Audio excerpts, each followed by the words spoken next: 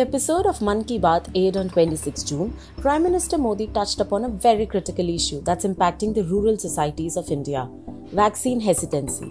While the urban centers of the country are getting vaccinated at record speeds, rural India is plagued by rumors, fear-mongering and misinformation that could potentially slow down the pace of vaccination.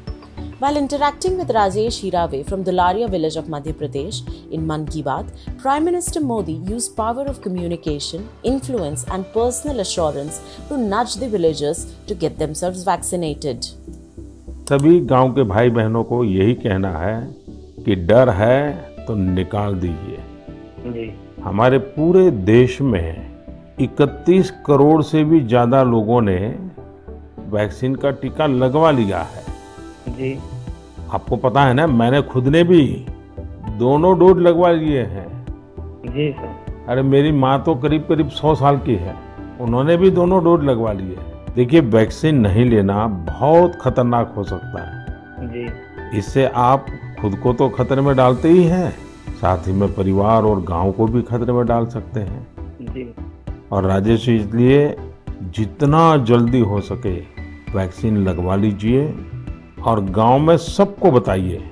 As a result, the person not only got himself and his entire family vaccinated, but now he is also working on getting the rest of his village vaccinated against the coronavirus. So far, he has managed to get 127 people from his village vaccinated and still counting. These are not the only instances when the Prime Minister has used his equity and inspired people of the country to think beyond the personal losses and gains. From Give It Up campaign, where more than 10 million people of India voluntarily compiled,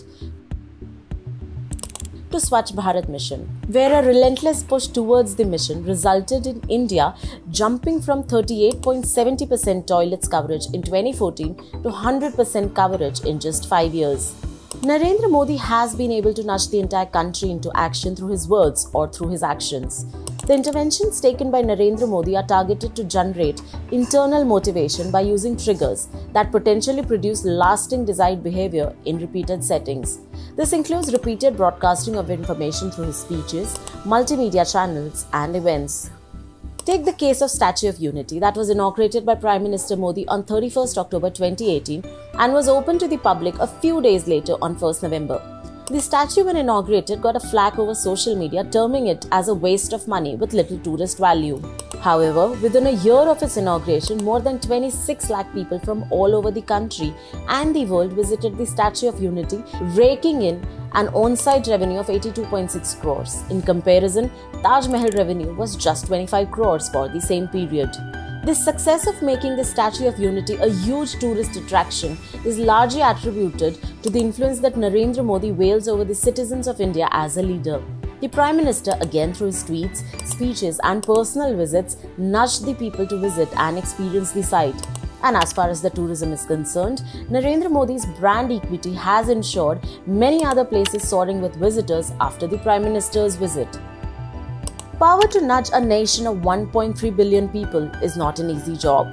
In 2020, a study by Cambridge University analyzed Modi government's COVID-related communication and found out that the nudges by Prime Minister were the most significant factor and played a pivotal role in keeping a country of 1.3 billion people under strict lockdown and following COVID-related social distancing protocols.